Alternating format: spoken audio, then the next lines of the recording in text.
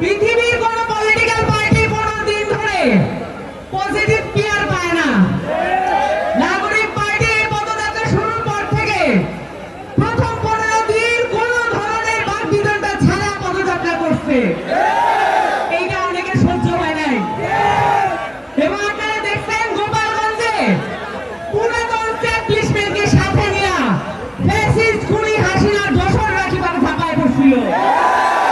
কিন্তু এরপর থেকে আমরা দেখতে পাচ্ছি যারা নতুন স্ট্যাবলিশমেন্টের কথা বলে নিজেদেরকে বিকিয়ে দিয়েছে তারা কিভাবে আমাদেরকে বাধাগ্রস্ত করার চেষ্টা করতেছে। আপনাদেরকে সবাইকে সাথে নিয়ে জানাই রাখি এটা কখনো সফল হবে না। আমাদের পদযাত্রা তো কমপ্লিট প্রায় হয়েই গেছে। নতুন বাংলাদেশ গড়ার যে যাত্রা সেইটাও কমপ্লিট হয়ে যাবে। আমরা এখানে খুবই আত্মবিশ্বাসী। কেন বলেন তো? আমাদের পেছনে বসে আছে শহীদ পরিবারেরা, আমাদের পেছনে বসে আছে আহতরা, তারা আমাদেরকে কন্টিনিউয়াসলি সাপোর্ট দিয়ে যাচ্ছেন, মানসিকভাবে ভরসা দিয়ে যাচ্ছেন যাতে আমরা কখনোই আশাহত না হই। সেই সাথে আপনাদেরকে আপনাদের বাবা মারা যারা রাস্তায় নামিয়ে দিয়েছিল এই বাবা মায়ের দোয়া আমাদের সাথে আছে। ওই ভাইদের দোয়ার সাথে আছে যারা তাহাজ্জুদ পড়ে নামাজ পড়ে জাহান্নামে ভিজায় ফেলাইছিলেন।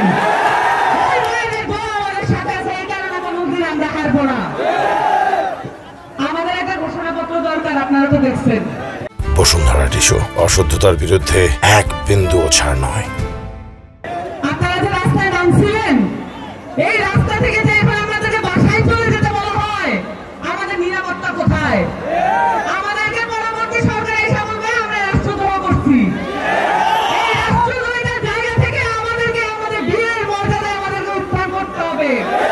এই জন্য আমি একটা ঘোষণাপত্রের কথা বলছিলাম। কিন্তু ঘোষণাপত্রের বদলে আমাদেরকে কি দেখানো হয়েছে? যে এখন ঘোষণাপত্র কিসের দরকার? এটা তো একটা রাজনৈতিক সনদ হইলেই চলে।